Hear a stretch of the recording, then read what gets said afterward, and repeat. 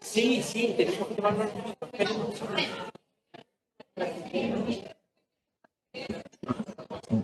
dar inicio a la mesa redonda.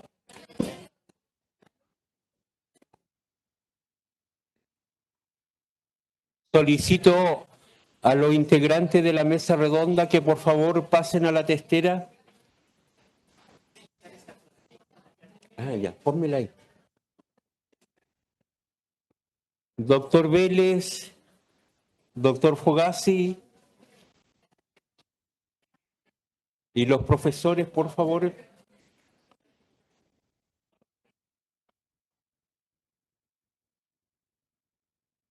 Doctor Fogazzi, Tita.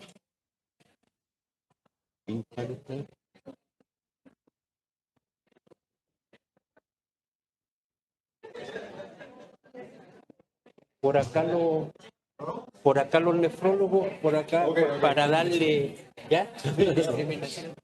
No, es para darle, sí. ¿Ah? Sí, pero de allá, ahí te voy a interpelar. Sí.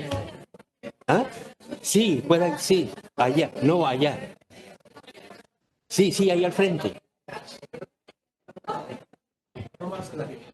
¿Ah? En la ceremonia de clausura. No estamos en la ceremonia de clausura. Aquí.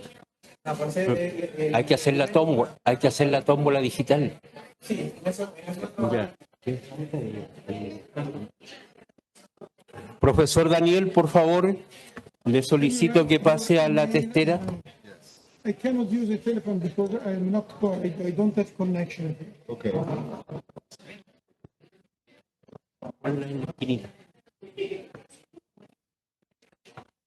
Bueno, hemos llegado al final de una muy apretada agenda, tremendamente apretada, que creo que he dado algunas explicaciones durante esta jornada, que cuando me tocó elaborar este programa científico, y discúlpenme que hable en personal, el equipo me apoyó en lo que manifesté al inicio de este congreso.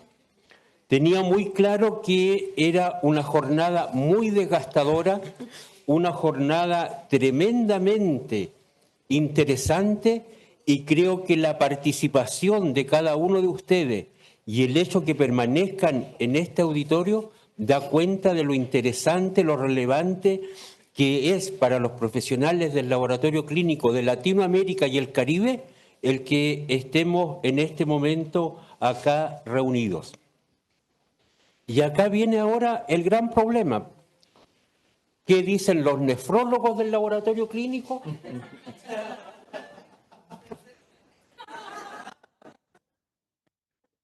¿Y qué dicen los jefes del laboratorio clínico de los nefrólogos? ¿Y cómo los contengo? Y por supuesto que los pacientes son nuestro principal foco de atención, son nuestros clientes, nuestros usuarios. Bajo esta introducción y premisa, los vamos a confrontar, pues.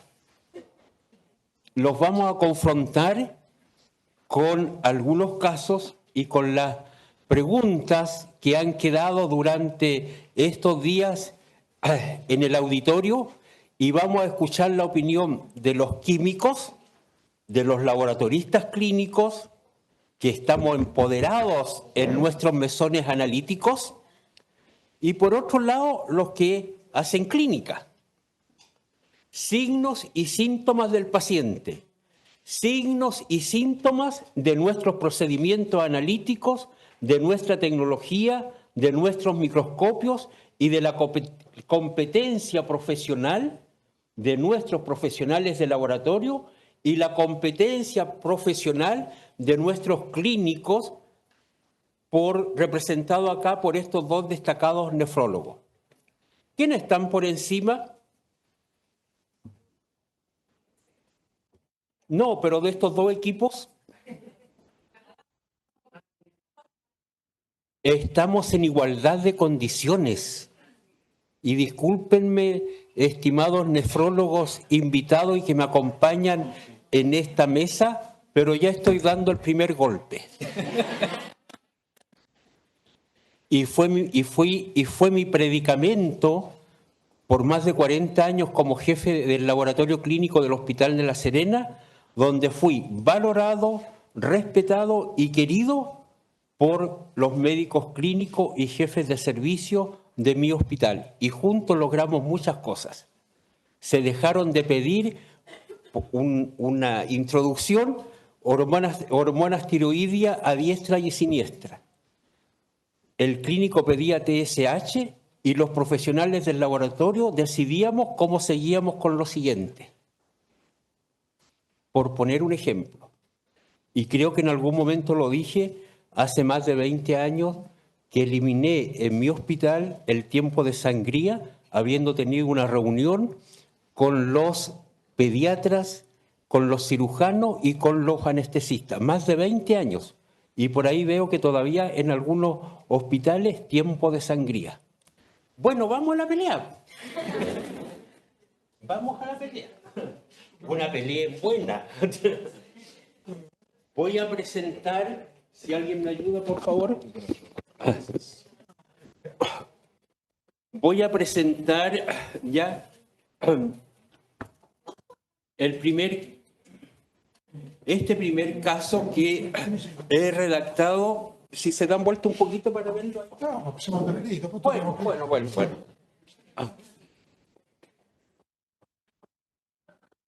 Tenemos un paciente varón de 40 años que es derivado desde la atención primaria al consultorio de nefrología por sospecha de glomerulonefritis.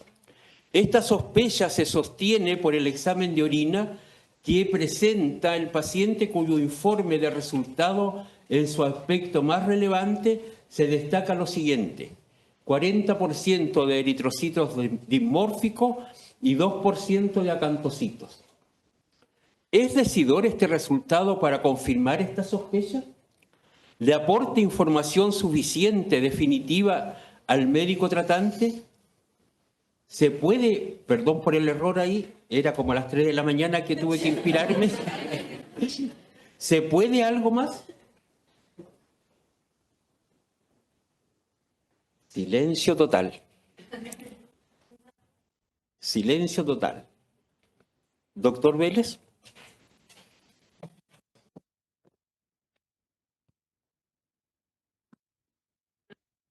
Venga a apoyarlo. Sí. Nosotros somos más. Sí. Ya. Esto es un reporte definitivamente valioso para el médico tratante. Número uno, que no es común que todos los laboratorios que yo tenga acceso, que yo conozca, tanto en Estados Unidos como en Latinoamérica, reporten la presencia de acantocitos. Ya el hecho de que el reporte incluya que haya acantocitos, para mí es excelente. Porque no es común, por lo menos hasta donde yo conozco. Definitivamente que esta información el médico tratante la va a tomar y va a ser valorada dentro del contexto clínico. Si el paciente ya tenía una cierta sospecha de glomerulonefritis y encuentra este resultado laboratorio, la sospecha se consolida y el médico puede tomar una decisión. Esa decisión puede ser iniciar tratamiento, puede ser hacer una biopsia renal, puede ser muchas otras cosas. Pero sin esta información, el médico no podría tomar esa decisión. Nosotros, en nuestro hospital en particular, hacemos la microscopía manual nosotros mismos, no dependemos del laboratorio. Pero si tuviese un laboratorio que me manda esa información, sería muy valiosa. Y como hay nefrólogos que no tienen mucho interés en hacer microscopía, reciben esta información y pueden tomar una decisión. ¿Qué más? ¿Se puede algo más? Yo diría que el acceso a una imagen representativa de uno de esos acantocitos podría confirmar y darle más certeza al nefrólogo. Porque siempre haber cierto, desde el punto de vista, no mío, ¿no? Pero desde el punto de vista médico, un médico puede pensar, ¿Sabrá este laboratorio lo que es un acantocito? ¿Me puede mostrar una fotografía de lo que es un acantocito? Por ejemplo, unos hospitales donde yo he tenido oportunidad de trabajar en el pasado, reportaba en el laboratorio cándida, esporas de cándida, en abundancia. Sin embargo, la muestra yo la revisaba y eran acantocitos, que este laboratorio los interpretaba erróneamente como esporas de cándida. Y eso no lo pude determinar hasta que yo mismo revisé las muestras, ¿no? O sea, no sé con qué facilidad los laboratorios puedan proporcionar una imagen representativa, probablemente no sea tan fácil, pero eso es lo que yo, si me preguntan qué más puedo hacer, yo solicitaría eso. Muchas gracias, doctor. Profesor Carlos, ¿por qué cometió ese error su laboratorio de informando y confundiendo esta muestra? ¿Y por qué no reportó lo que el especialista estaba pidiendo, que debieran ir acompañados por fotografías? Y a juicio suyo, ¿cómo podemos mejorar este informe y esta relación clínico-laboratorio? Acá hay una no conformidad muy fuerte presentada por uno de los integrantes del equipo de nefrología del Hospital de UDP Santiago de Chile. Desgraciadamente lo que comenta el doctor es algo muy frecuente de que suceda, de que realmente el laboratorio no tenga las competencias para poder identificar adecuadamente las estructuras. Y sobre todo, si nos quedamos con la pura enseñanza que recibimos en la escuela y no nos actualizamos más allá de, la mayoría de las escuelas, el tópico de la evaluación de uroanálisis llega a estar metida por ahí a ver en qué materia cabe. Y es un día que le dan todo lo de uroanálisis y ya estuvo. Eso fue la enseñanza de uroanálisis en muchas escuelas. Es el caso de México, no sé qué caso sea el de aquí. Entonces no se le da el valor por eso al uroanálisis. ¿Cómo aprender todo lo que, por ejemplo, hemos visto hoy en una clase o en 2 clases? Tú le dedicas una materia, ¿no? A analizar bien las cosas y a capacitarte bien.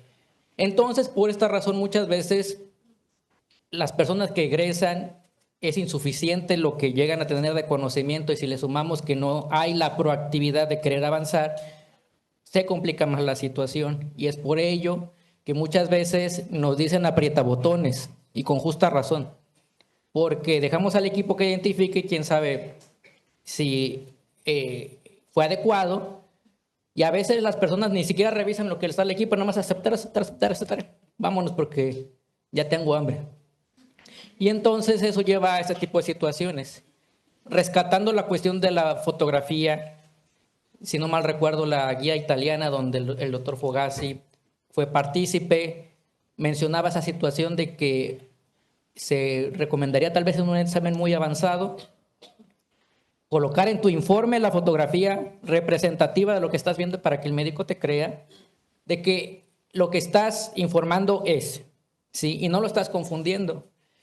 Y al final de cuentas, eso es una parte muy importante también para generar confianza por parte del médico y que nos crea que lo que le estamos informando es adecuado. La capacitación es importante, sobre todo eso, y aplicarlo. Porque al final puedo tomarme el curso, pero si no lo aplico, si no me pongo a visualizar al microscopio, pues quién sabe si estoy identificando bien, ¿no? Al final de cuentas. Entonces es aprender y aplicar, e ir cambiando el chip, ¿sí? Si ya vi que esto es, no sé si es una levadura, si es un acantocito, técnicas complementarias, ¿no? ¿Qué le puedo hacer, por ejemplo, para diferenciar una levadura de un acantocito? Un gram, sencillo. En 5 minutos lo tengo. Retiene cristal violeta una levadura, se ve morada. Y el acantocito no, ¿no? Sencillo. Muchas gracias, profesor. Un momentito. Sí. Calma. Estamos en... necesito, profesor, que en mi calidad de jefe de laboratorio me haga llegar entonces a la brevedad un programa de capacitación de su encargado de uroanálisis para poder evaluarlo y que no se vuelva a repetir esta no conformidad en nuestro hospital. Un segundito, doctor Fogasi. Por allá la pregunta.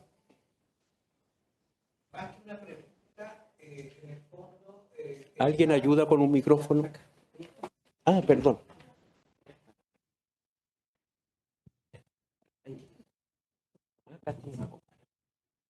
Más que una pregunta, es un poco contarles a quienes no son de Chile, un poco cómo es nuestra realidad. Históricamente, muchos hospitales, afortunadamente, como el que yo trabajo, que es el más antiguo de Chile, sí hemos tenido una interacción importantísima con los clínicos, siempre. Y muchos de los médicos en quinto año a veces pasan por el laboratorio conmigo, con otros profesores. Hasta la pandemia al menos pasaba eso. Y los becados de nefrología y de muchas otras especialidades van al laboratorio y tienen una pasantía en el laboratorio. Los becados de dermatología van al laboratorio de BDRL, etc. Hay interacción y eso es muy interesante y muy enriquecedor para todos. Y cuando no es así, uno tiene la obligación de ir a mostrar y a visitar. Y por otro lado, yo y otras profesionales hemos sido partícipes de capacitaciones en uroanálisis en muchos centros profesionales, en muchas universidades. Por lo tanto, la formación al menos del tecnólogo médico en uroanálisis, las escuelas tienden a hacerla muy acuciosa, la mayoría. Y algunos programas gratuitos que hemos planteado para formar profesionales del sector público por el país, en los que participamos con Fiorella en algún momento, antes de la pandemia también, requirió y nos gratificó mucho que muchos profesionales tenían mucho interés. Yo no tengo la mirada de esta como abulia, ¿no es cierto?, del profesional joven o de los profesionales en general. Yo creo que hay faltas de oportunidad a veces, hay que motivar. Cuando tú das la oportunidad, irremediablemente hay gente que la toma y la replica. Y el que más aprende es el que va a enseñar. Muchas gracias, profesor Canepa. Le solicito que por favor esa experiencia se la haga llegar por escrito al profesor para que la incorpore en su programa de capacitación que acabo de solicitar. Doctor Fogasi, lo escuchamos. Okay. There are two comments. The first one is that 40% of dysmorphic red blood cells is enough, because in our lab, the definition of glomerular hematuria is 40%, at least 40% of dysmorphic red blood cells, and out plus minus 5% of acanthocytes, okay, and the red blood cell counts. Okay, so we have one good parameter, 40% dysmorphic red blood cells. It is enough. But what is funny here is that if you have the suspicion of glomerulonephritis, what you have to do is to ask for proteinuria, please. So you cannot forget proteinuria if you have the suspicion of glomerular disease. Second, a point. So what is the problem of central labs, okay, concerning urine sediment examination? Allora, it is clear that there are two different levels of urinary sediment examination, okay? The basic level is the identification of red blood cells, white blood cells, squamous cells, superficial uroepithelial cells, and the commonest cast, hyaline granular.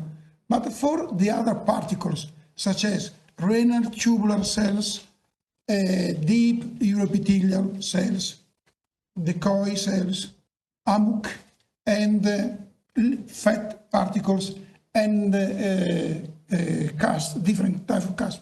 Of course, you need a second level information. So at this point, there are two possibilities.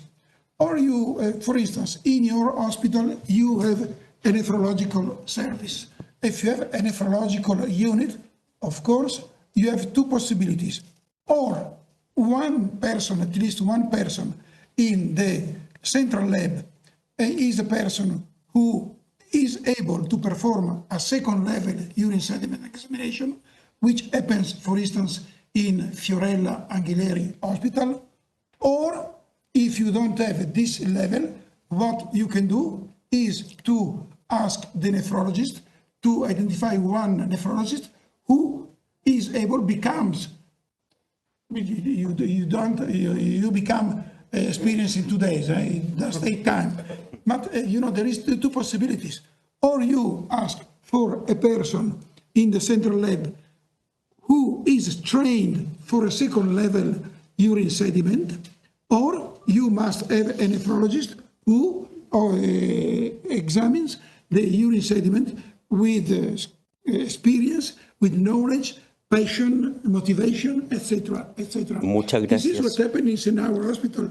We have the central lab, 250, 300 urine sediment of first level examined with automated instruments and manual microscopy for the samples which are flagged by the instruments, and a second level laboratory specialized for the urine examination of renal patients. That's it. Thank you. Very simple solution. What do you think? ¿Necesito traducir o han entendido todos? ¿Se entendió? ¿Sí? Una Ok, pequeña, brevemente. una pequeña síntesis, doctor. Sí, brevemente, su primera respuesta fue que 40% de dismórfico es suficiente para hacer el diagnóstico de glomerulonefritis, a pesar de que los acantocitos solamente eran 2%, de acuerdo a su postura. Luego dijo que en una evaluación de glomerulonefritis es fundamental preguntar por la proteinuria, que no está mencionada en este caso.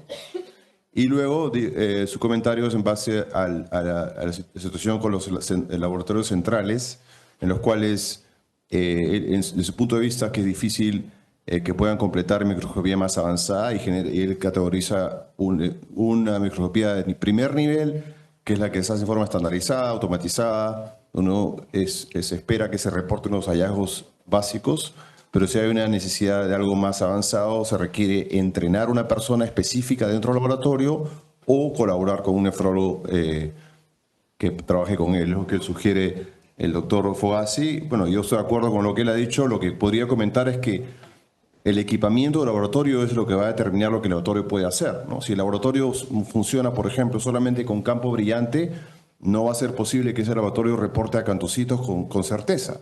Si el laboratorio no tiene luz polarizada, el laboratorio no va a poder reportar tal vez ciertos cristales con certeza. Es decir, me parece que cada laboratorio está equipado de una manera y va a poder reportar lo que tiene la capacidad para reportar y el entrenamiento que se le ha dado. Muchas gracias, doctor. ¿Alguna pregunta, una pregunta del público? ¿No? Bueno, Pasamos al segundo caso. ¿Vamos a pasar al segundo caso? ¿Sí? Sí. Vamos a pasar ahí. ¿Allá? no, bueno, yo quería hacer un comentario con respecto a especializar a la gente que pueda leer estos casos especiales en cuanto al sedimento urinario. Un ejemplo es el Hospital Rebagliati, donde acá está mi amigo, trabaja en el laboratorio de emergencia, pero él es un laboratorio de emergencia que trabaja para todo el hospital, mientras que nefrología tiene su laboratorio propio. Atiende a sus pacientes dializados, atiende a sus pacientes nefrológicos, o sea, es un laboratorio que solamente está en el área de nefrología. Y un ejemplo mío también es el Hospital San Bartolomé. Yo trabajo en un hospital pediatra y ginecostetricia, donde tienen su laboratorio en enfermedades diarreicas, por ejemplo. ¿No? Porque imagínense la cantidad de gente que hay atendiéndose en emergencia que para que le hagan una reacción inflamatoria va a demorar un montón de tiempo. Entonces, por eso es importante, pienso yo, que en algunos casos, en estos ciertos hospitales, se forman equipos o laboratorios especializados donde la atención tiene que ser crítica para el paciente, ¿no? Bueno, esa era mi idea, no sé qué opinarán ustedes. Gracias. Por lo que usted dice, profesor, debemos tener alguna reunión con el director de servicio de salud, la autoridad sanitaria, para que los profesionales del laboratorio y los nefrólogos podamos solicitar que en nuestra región haya uno de los hospitales tenga un laboratorio de nefrología especializado. Creo que eso aporta ayuda para la capacitación y para atender estos casos clínicos que estamos viendo en esta oportunidad. Doy por cerrado el caso número 1, que ha resultado bastante interesante. Un aplauso para nuestros profesores. No, stop. No, this to say that we nephrologists have nothing against the people who work in the lab. It is just a problem of correct instrumentation, first, as Dr. Juan Carlos has just said, and second, to know what is the situation in your hospital. No? So, okay, we have a nephrology, we have a urology unit. Is our personnel able to examine it? No, it is not yet. Okay, we can choose a person and train this person, send to this Congress to a course of practical urine sediment. So there is the possibility to. Okay. Ok. That's finished. ¿Usted quería decir algo, profesor? Sí, We can plug them up. Profesor Naranjo. Sí, con respecto al laboratorio clínico, de forma ideal tendría que ser así, de forma, un equipo multidisciplinario donde los clínicos tengamos esa comunicación con los médicos. Ese es el mundo ideal. El mundo real no es así. El mundo real en Latinoamérica está segmentado en donde la parte clínica parece estar separada de la parte del laboratorio como tal, y se necesita eso. Si ellos que han tenido que incursionar en la parte de, que quizá no es su área, me refiero a la parte de la microscopía como tal o sus funciones, es porque se han visto la necesidad de hacerlo, porque los laboratorios hemos dejado de hacer lo que nos corresponde, dejando de hacer cosas de forma valiosa. Y que entonces, así como los médicos se especializan, el laboratorio clínico tiene que especializarse. El laboratorio clínico tiene que ir por un área la que más le guste, la que le apasione, e ir por esa parte. Un laboratorista no puede hacer todas las áreas, no puede ser experto en hematología, no puede ser experto en inmuno, tiene que irse especializando en ese sentido.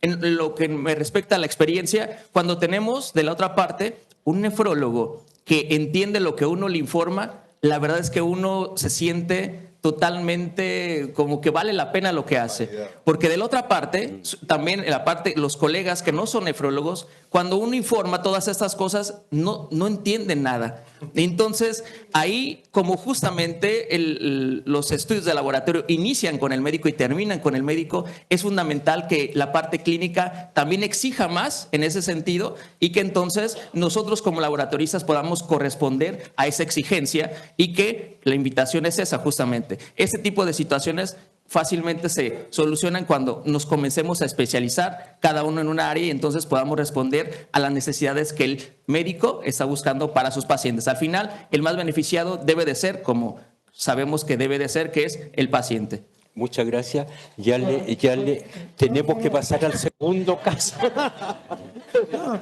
Ya no. Just, I have a very interesting and beautiful, very short story.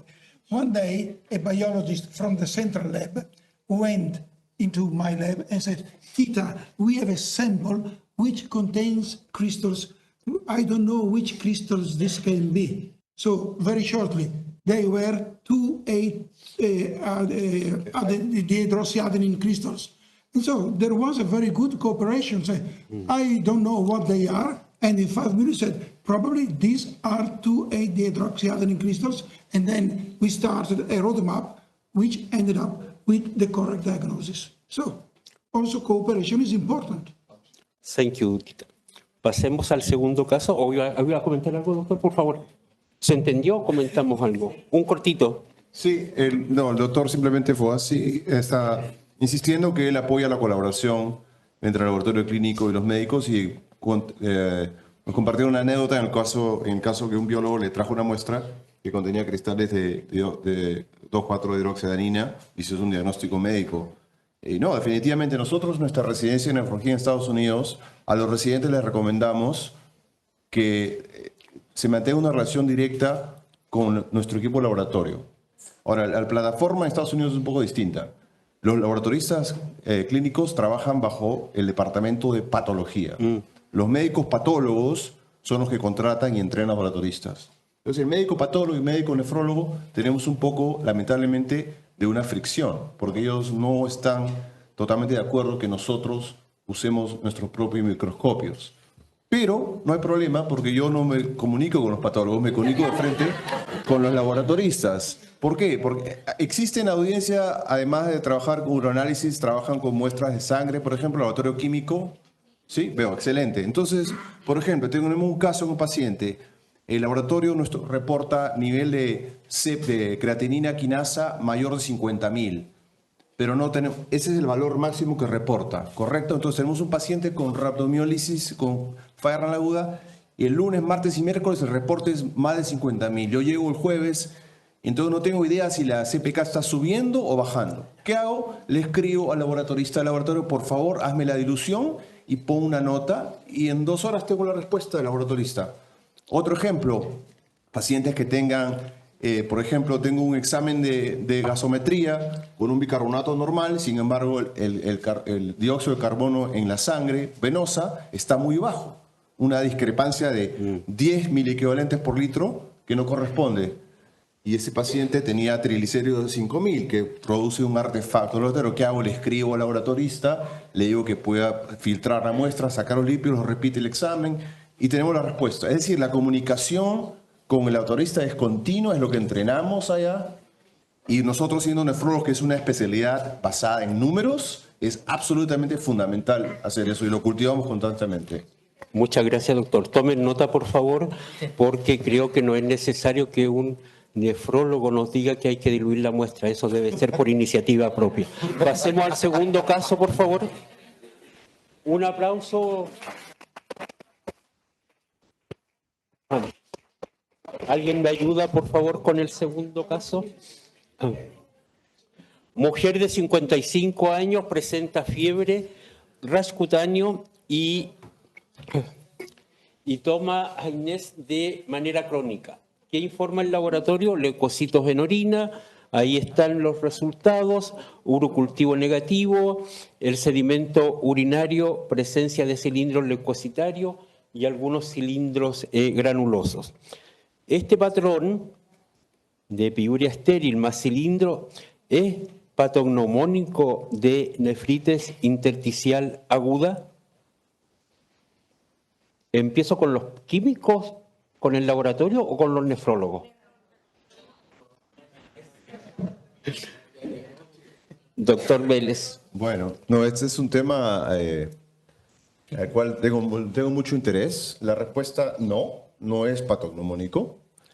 La historia clínica sugiere, y eso genera también un sesgo del clínico. El paciente tiene historia de consumo de AINES, tiene un urocultivo negativo y tiene leucocitos en la orina, entonces inmediatamente uno hace la asociación con una reacción alérgica inflamatoria causando nefritis intersticial aguda, y los cilindros leucocitarios sugieren eso también. Ahora hay que tener mucho cuidado porque yo presenté nuestra experiencia y también el doctor Fogassi ha reportado exactamente lo mismo, que los cilindros leucocitarios no son usuales en la nefritis intersticial aguda. En la mayor cantidad de pacientes que hemos encontrado eso son pacientes con glomerulonefritis, no con nefritis intersticial aguda.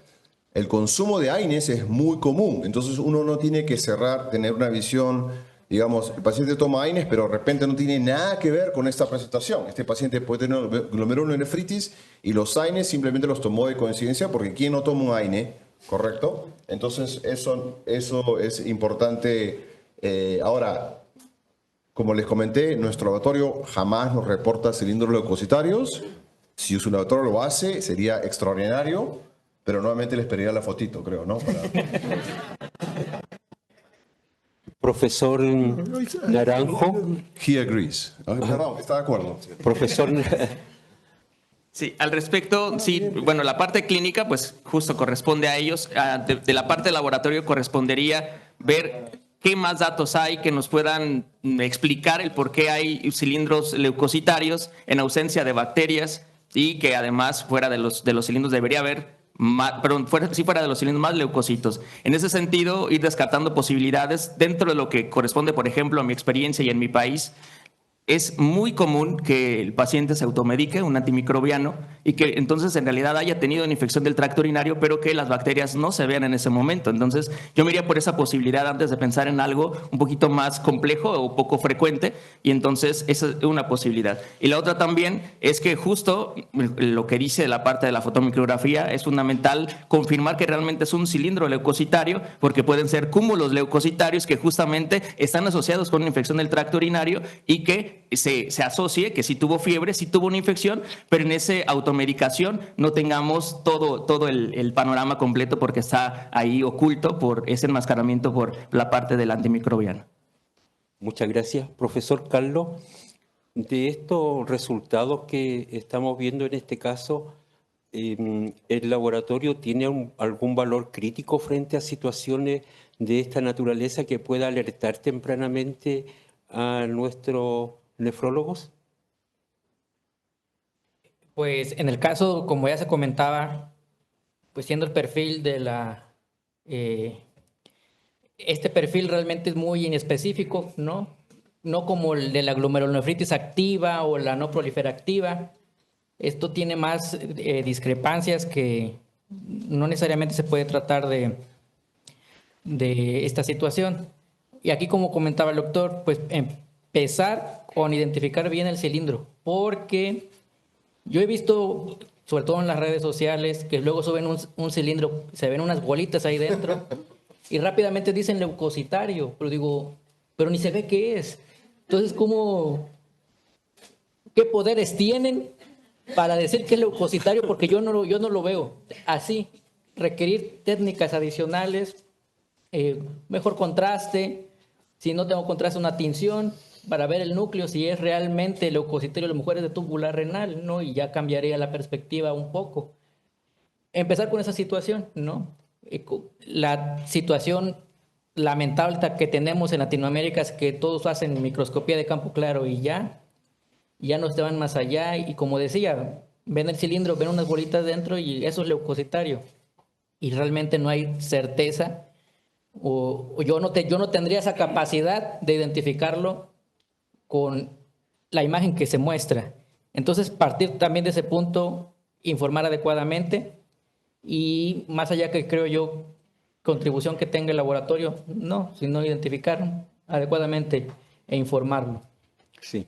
Le pido disculpas porque creo que me equivoqué en la pregunta que formulé, porque era qué sucedía si esta situación venía de un médico de atención primaria y no de un nefrólogo. Aquí se complica un poquito. Claro, de eso se trata, que compliquemos el caso. Porque pasa algo similar a lo que explicaba en la presentación que di, que muchas veces los médicos que no tienen la especialización, que son médicos generales, saben mucho de generalidades. Entonces se le informa un cilindro leucocitario y piensan en pielonefritis y empiezan a dar antibióticos. Y siendo que no pudiera ser esa cuestión y pudiera ser otra, una glomerulopatía que pudiera generar estos cilindros leucocitarios. Entonces, creo yo que ahí la intervención que pudiera hacer el laboratorio es hacer hincapié que se presenta el cilindro en ausencia de la bacteriuria. Por lo tanto, no debería de considerarse una infección del tracto urinario y no debería de darse un antibiótico porque solamente va a destruir su microbiota, ¿no? Para lo único que va a servir porque no hay un microorganismo verdadero. Creo yo que ahí solamente puntualizar eso, que es una una cilindruria leucocitaria sin bacteriuria y que posiblemente no se trata de una infección, que piensen otra cosa, pero infección del tracto urinario sin bacteriuria es muy difícil. Considero otra situación y eso a lo mejor es la contribución que se le podría dar para evitar ese consumo de antibióticos que es tan preocupante a veces, que los tomamos como dulces. Y tan común además. Y pues, a lo mejor hasta podrían complicar la situación, ¿no? Si ya tiene a lo mejor alguna glomerulopatía y se le da el antibiótico y la parte no toma agua y eso empieza a precipitar en el riñón, se puede complicar la situación más, ¿no? Maestro de maestros. Me. You. Y se hace el desentendido, humilde nuestro nefrólogo de Repeat, nuestro maestro de hospital. qué? Maestro. No, two comments. So the first thing is that, Neverton, Un ratito. Sí, doctor. Doctor, mis piernas. Estaba pidiendo permiso para sentarme un ratito. ¿Me autoriza? listen, I'm very nasty now. When you write 100 leukocytes, more than 100 leukocytes in the sediment, and okay, Roberto, tace. No, adesso parlo di nuovo, cazzo. Everton. When you write more than 100 leukocytes and steroids, this is really common sense. But the situation of urinalysis and urine sediment in acute interstitial nephritis is much more than this.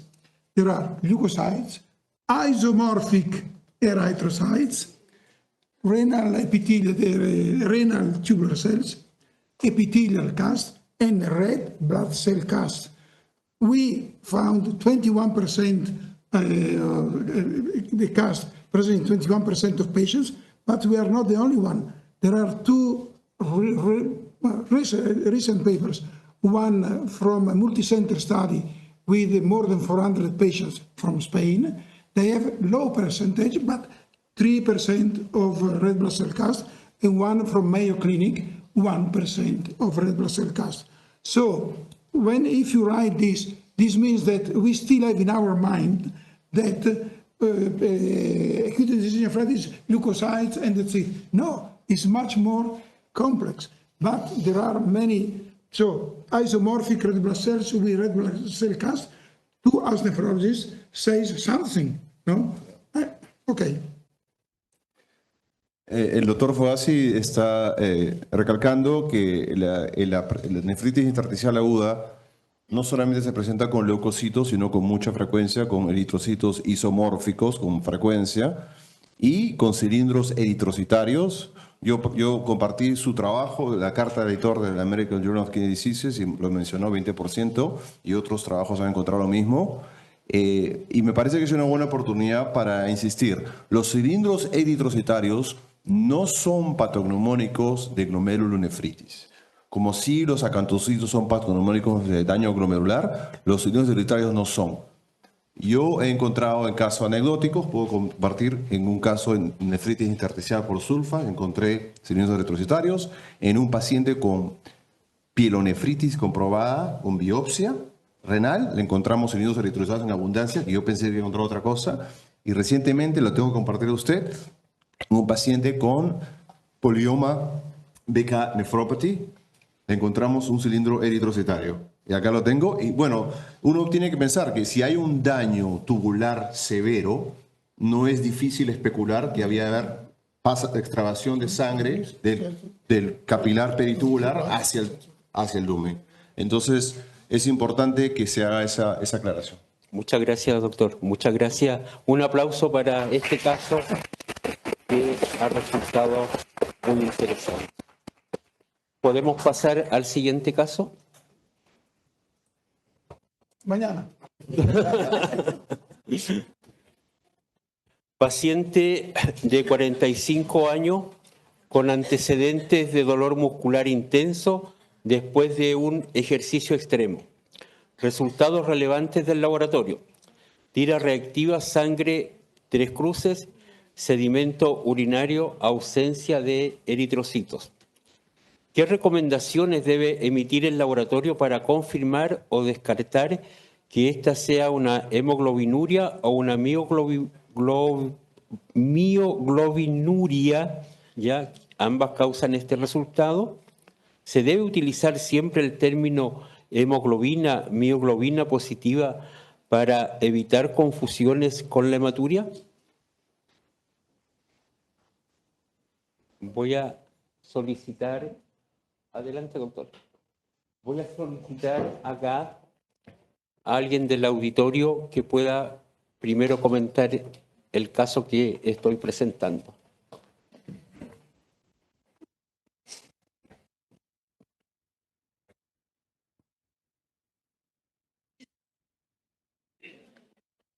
En mi caso, si toma de muestra, disculpe que voy a introducirme a toma de muestra, va el paciente, busca los envases. Si él tiene prueba de rutina, incluyendo orina en la mañana, se le dice al paciente, evite hacer ejercicio. En mi caso, yo le diría eso si va a tomar una muestra de orina. Porque van al gimnasio, levantan pesa, hacen diferentes cosas y eso puede también dar mioglobinuria.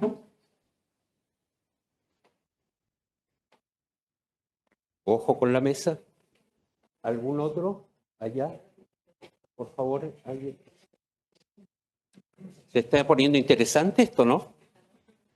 Mucho. Mucho. Hola, podemos hacer medición de CK. ¿Cómo? Medición de CK. Química. Ok. Total. Y ahí podemos descartar en que sea de hemoglobinuria o mioglobinuria. Gracias. Gracias. No sé, yo estoy moderando, acá estamos en reunión clínica. Hay algunas tiras reactivas que en el prospecto, en el inserto del mismo, expresan que a la hora de evaluar ese parámetro que está común en un mismo campo de reacción, es incómodo porque te lleva a la manualidad de nuevo, a la evaluación visual de la tira, porque en muchos insertos te explica que la reacción es homogénea cuando se trata de hemoglobina y que cuando es mioglobina es un patrón moteado.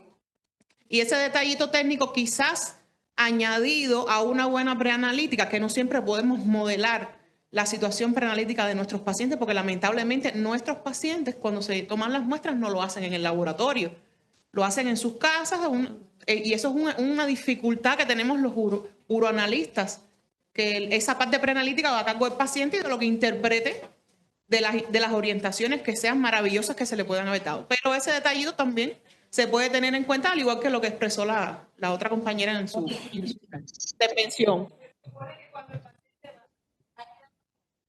De todos los envases que se llevan. Y tiene que explicarle al paciente cómo debe tomar la muestra y decirle, evite esto, porque obligatoriamente por si tienes que evitar en la mañana del ejercicio, tienes que estar armado como entrenador. Por favor, Sí. ambas me hacen llegar, por favor, a la brevedad y copias de los instructivos de toma de muestra que tienen elaborados en sus Sucede, hospitales. y estoy de Por acuerdo. allá parece que había otra pregunta. Sí, una más. Sí, estoy de acuerdo con usted al 100%. Lo que vamos a caer en una especie, algo que en Cuba se llama controversia, y seríamos los repentistas de esta controversia, porque lamentablemente para nosotros, aunque los procesos que nosotros llevemos a cabo sean de sueños, está la parte subjetiva del individuo que interpreta según su subjetividad las orientaciones que se le han dado, por muy precisas que sean. Entonces, sí tenemos ese margen de error que está relacionado con la subjetividad del paciente e incluso con el nivel intelectual que tenga la persona para entender lo que se le está explicando escrito, expresado, dibujado, en un video de entrenamiento por YouTube. A pesar de todas esas cosas, existen todavía errores preanalíticos que están exclusivamente colgados de la interpretación que haga el individuo de todo lo que usted le pueda decir, así se pase una semana dándole instrucciones. Es mi opinión, porque me ha tocado trabajar directamente con esa dificultad. Profesor Carlos, profesor Naranjo, por favor. Sí. Al respecto, primero lo que sería nuestra responsabilidad como laboratorio sería lo siguiente. Primero, ahí evaluar justamente la parte preanalítica y también la parte analítica, qué tipo de material se está utilizando en el momento de estar haciendo el examen químico. No es común que haya un falso positivo tan evidente, digo, de 3 cruces, pero de cualquier manera se debe de descartar. Y entonces, en ese sentido, ver. Otra más es, en esa cuestión preanalítica, si nosotros subimos ese dato previo del ejercicio físico extremo, yo lo que también me preguntaría es, no aplica tal vez para todos los pacientes, no es es sinónimo de que vaya a presentar una rhabdomiólisis cualquier paciente que haga un ejercicio físico extremo, porque al final depende de las condiciones de ese paciente. Si es un paciente que todo el tiempo practica ese deporte, tiene una adaptación muscular. No es lo mismo que alguien que lo practica de la noche a la mañana y que el 1 de enero se mete al gimnasio y que va con todo, a alguien que ya de forma muy frecuente ha adaptado su musculatura. Entonces tendremos que ver también esa parte. Por otro lado, también está limitado el informe de resultados en la parte del sedimento porque solamente habla de la ausencia de eritrocitos. Pero si hubiera una asociación con la rhabdomiólisis, nos preguntaríamos si hay cilindros de color marrón que nos pudieran estar orientando a ello y entonces estar haciendo una búsqueda intencionada. Y aquí, después de haberme quitado la responsabilidad del laboratorio, ahora voltear a ver a los médicos en el sentido de que muchas veces nos dan poca información de los pacientes, creyendo que nosotros no somos tal vez tan, digamos, o no nos interesa tanto la parte clínica de los pacientes, la parte de la medicación de los pacientes, y entonces nos limitan en muchos sentidos para nosotros poder hacer algo más, una búsqueda intencionada cuando estamos limitados en la parte de los datos. Entonces, en ese sentido, justamente volteando a ver la solicitud de donde inicia el análisis, tendría que ir bien requisitada, en donde vaya implícito la parte de signos y síntomas del paciente, diagnóstico presuntivo y la parte de la prescripción, y además algún otro dato que pueda ser de interés para que nosotros en el laboratorio podamos hacer algo más y que entonces el paciente sea realmente el beneficiado. Entonces, en ese sentido, primero tomar la responsabilidad que nos toca y después voltear a ver a quien está o va a interpretar ese resultado.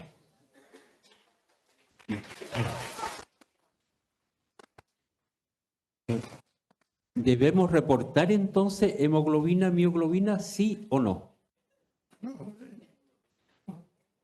Allora, it is known, written, must be known that the dipstick for hemoglobin, okay, hemoglobin, is sensitive for hemoglobin and myoglobin. There is no doubt about that. It's not only myoglobin, hemoglobin, it is also myoglobin. Then there is another possibility, the false positivity caused by very high concentration of some bacteria, okay? So, and once you have the dipstick for hemoglobin positive, the subsequent step which must be done is to examine urine sediment to confirm if there is yes or not red blood cells. It is not hemoglobin hematuria. Hemoglobin is positive, and also myoglobin, but on the side. Then you look at the microscope. If there are red blood cells plus hemoglobin, it is hematuria.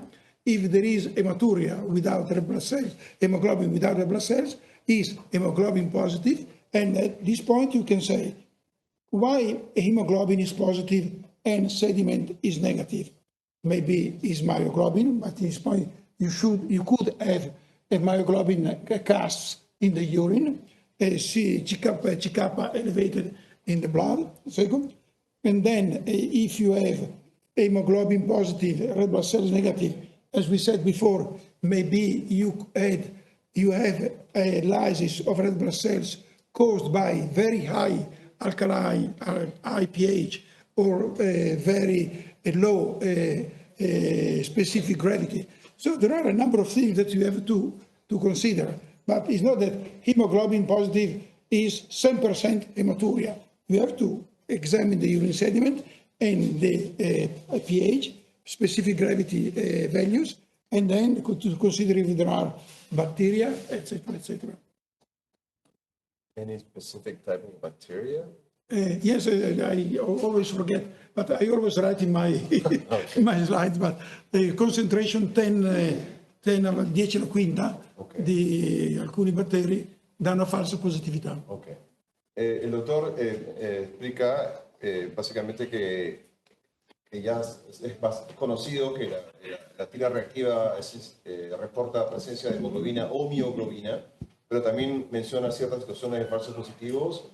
En bacteriuria mayor de 10 a la 5 puede producirse ese positivo para la tira reactiva, también en casos de gravedad específica muy baja, que puede generar destrucción de las células rojas, o en un pH muy alcalino. En esos casos la célula está dañada y se escapa un poco de hemoglobina del glóbulo rojo, y eso es algo que sucede post colección, no es que está sucediendo en el paciente. Yo lo único que agregaría es, la pregunta que está haciendo Leverton es la terminología, ¿no? Porque tanto hemoglobina como mioglobina son proteínas globulares dentro de la categoría de hemoproteínas, ¿no? Pero tienen este grupo químico con los átomos de hierro. Entonces, tal vez si la nomenclatura fuera distinta, uno diría tira reactiva positiva para hemoproteína, en lugar de decir positiva para sangre. Sería más correcto. No sé si podría hacer esa implementación. Lo vamos a solicitar a la industria diagnóstica, doctor. Ahora, otra cosa, anecdóticamente, a veces tengo un residente que nos trae una muestra a nuestro laboratorio y la muestra es roja, sangre, ¿no? Bueno, vamos a ver, lo centrifugamos y no hay sedimento y tenemos todo el supernadante completamente rojo. Hemólisis, o sea, no hay mucha ciencia, Sí, ¿no? sí, sí. Pero son otros detalles que ustedes mismos lo pueden ver en el laboratorio, obviamente. Muchas gracias. Pasamos al último caso número 4, por favor. Estimados, un aplauso, sí, por favor.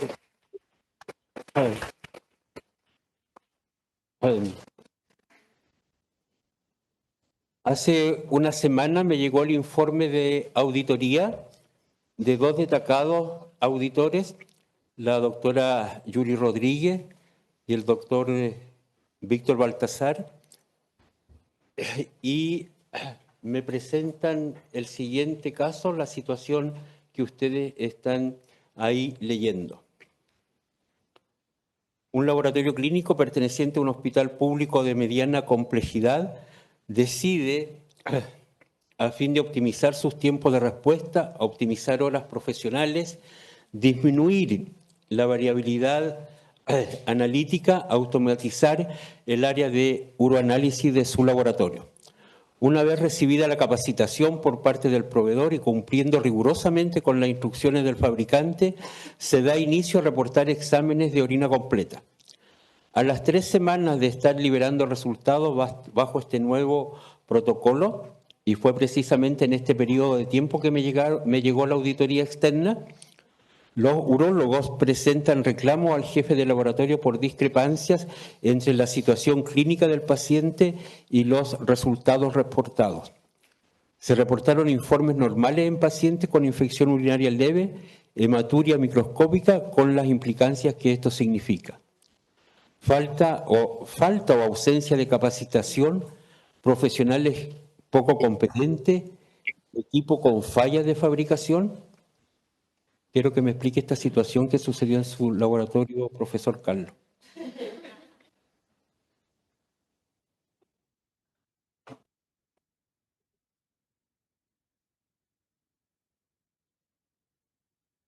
Pues en este sentido, habría que analizar.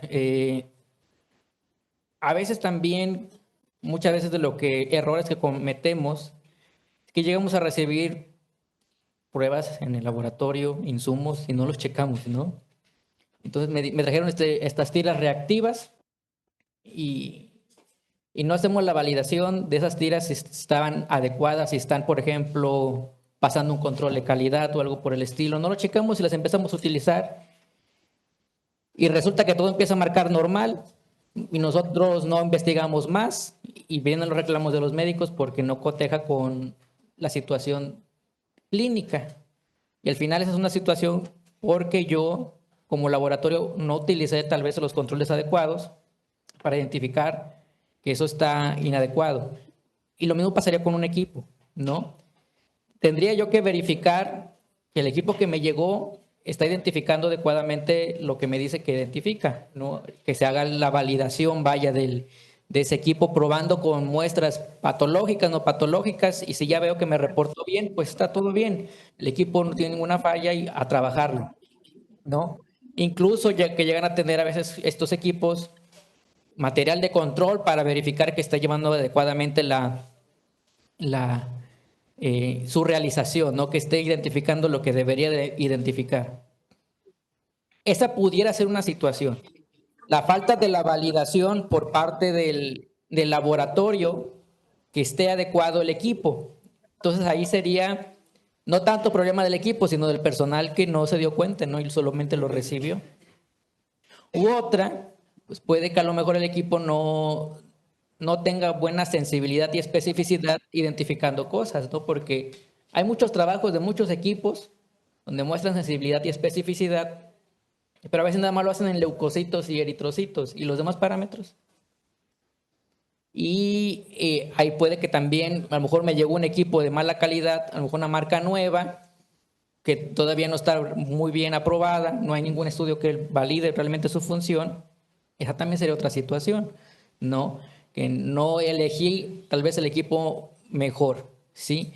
Y otra situación, al final, pudieran ser esas dos vertientes, que no se validó adecuadamente el equipo, que tenga un equipo inadecuado, y pues al final de cuentas el laboratorio es que debería estar pendiente de que esté trabajando adecuadamente esa situación, ¿no? Validándolo con el control de calidad y que esté reportándome todo adecuadamente. Y también recordar que muchos de los equipos hacen una identificación hasta cierto punto limitada, ¿no? Porque a veces me reportan células escamosas y no escamosas. Ya tengo yo que ver quiénes son esas no escamosas o cilindros patológicos y no patológicos. Ya tendría que ver qué cilindro es. Al final es revisar los resultados y no solamente liberar por liberar. Me ha tocado ver que a veces el que está en uroanálisis es el área más sencilla. Él anda por todo el servicio del hospital y deja ahí al de servicio social y dice, nada más aplástale aquí, valídalo. No hay mucha ciencia. Y él anda por todos lados, menos en su área, ¿no? Y eso puede escapar también. Entonces ahí tendría que verificar tanto el equipo como el personal en dónde está el error.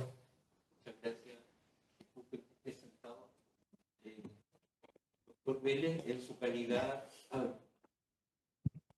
su calidad de jefe de urología que me presentó este reclamo, ¿podría argumentarnos, por favor, a qué se debió esta situación de una forma un poquito más específica? Hay una pequeña gran diferencia entre mi especialidad y la especialidad de urología.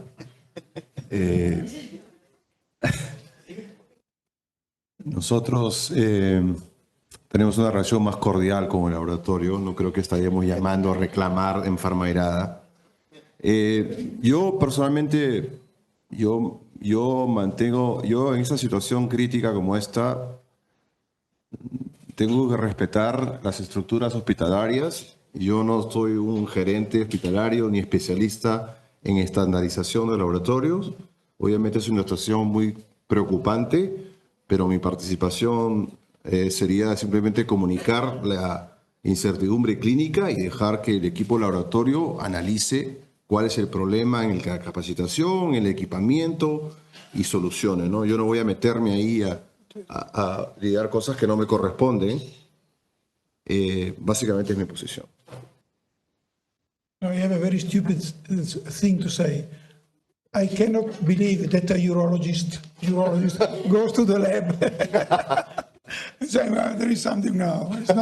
It's not typical of urologists. Gracias. But also Bueno, not typical of urologists. estoy haciendo, It's a problem. si ustedes asumirán que estoy haciendo un role playing. Claro, si sé que el doctor Vélez es nefrólogo, lo puse en una situación porque el reclamo viene de urología. Estamos haciendo role playing. ¿Se entiende o no? Que por ahí se pararon a llamarme la atención que había confundido la especialidad del doctor. Válgame Dios. Por favor. Ahí hay una pregunta, por favor. Yo creo que en este caso es un ejemplo súper bueno.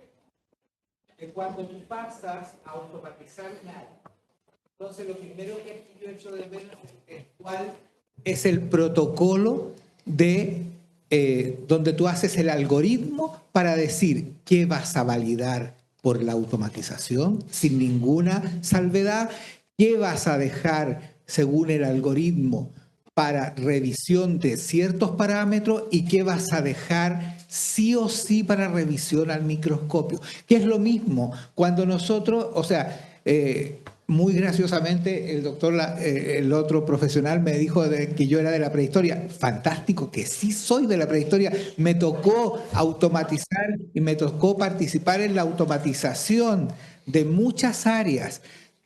Como anécdota, yo piqué cerebro humano para preparar tromboplastina en mis primeros años de laboratorista y preparábamos la tromboplastina así. Entonces, en ese contexto, falta el algoritmo, igual que cuando partimos con los equipos súper automatizados, con los contadores hematológicos que ahora les damos un porcentaje y informamos hemogramas sin alarma, ¿no es cierto?, sin mirarlos al microscopio. Todos esos algoritmos son un trabajo súper estricto de verificar en nuestra población, ¿tenemos servicio de nefrología o no tenemos? ¿Tenemos pediatría y adultos? ¿Cuáles son las situaciones en que vamos a mirar sí o sí algunas muestras y cuáles vamos a liberar, ¿no es cierto?, sin análisis. O sea, ahí me falta ese algoritmo, ese documento de calidad que valida el paso de la automatización. Muchas gracias, profesor. Bueno, tenemos entre nosotros también a la auditora, así es que quiero que me fundamente el informe que me hizo llegar, doctora Yuri, frente a esta situación que ha provocado este problema y tanto el laboratorio como el servicio de urología están en una situación bastante complicada. Muchas gracias. Ay, gracias. Bueno, realmente, y lo estaba comentando en este momento con Apolinar, efectivamente el laboratorio clínico no es una verificación del método, ¿sí?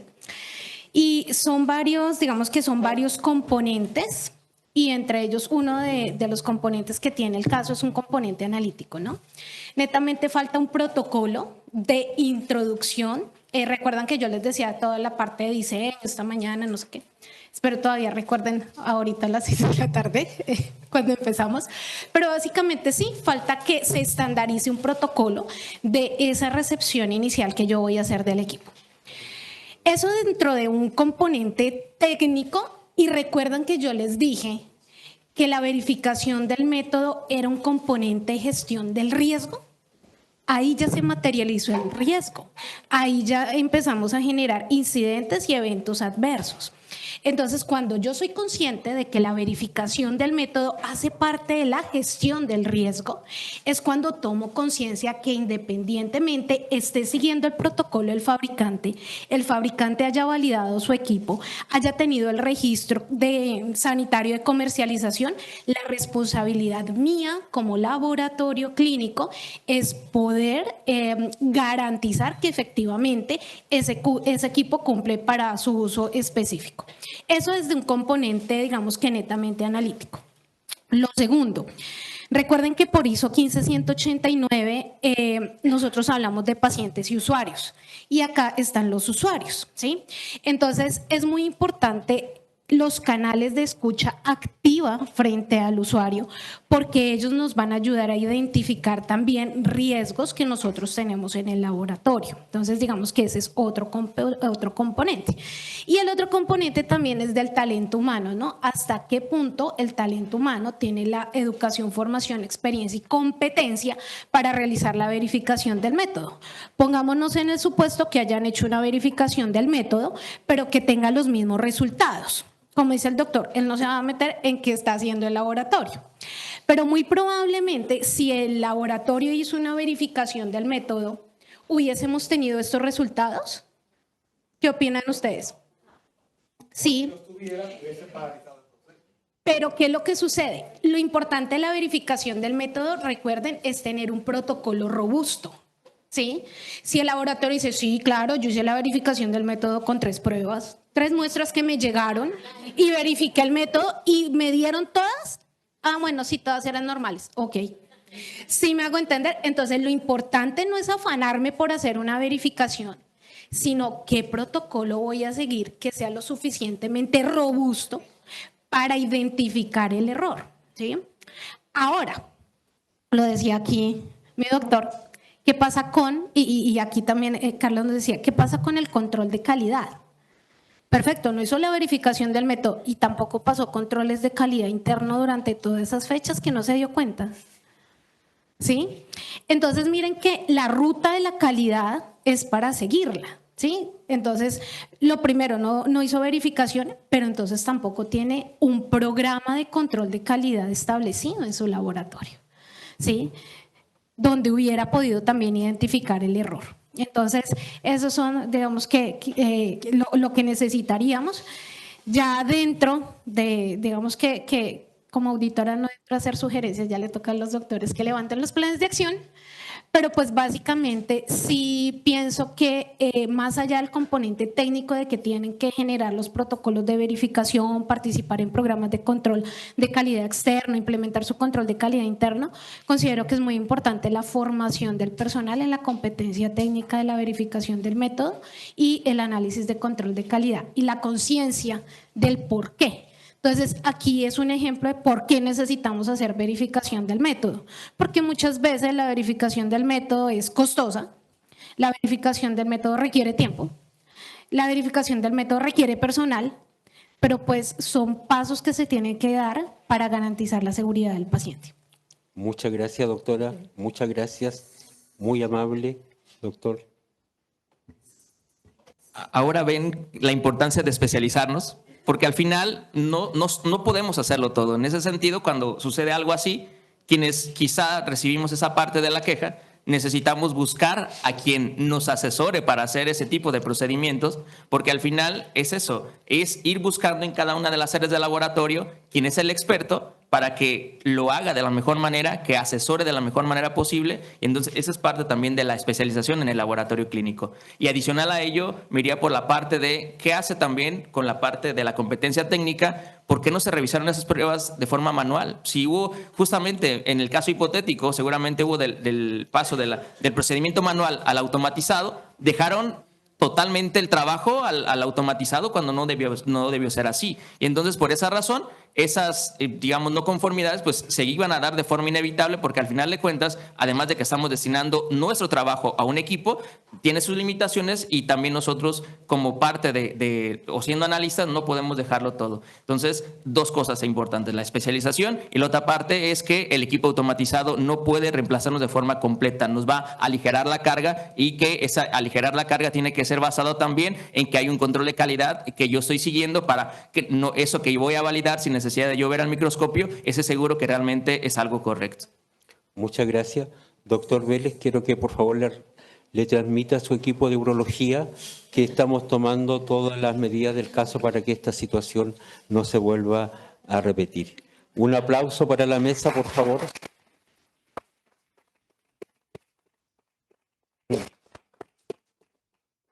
Se me pidió, entre paréntesis, se me pidió expresamente que fuera el moderador de la mesa redonda de clausura de este congreso, y de esta manera yo modero las mesas redondas. Muchas gracias. Una foto con mi mesa.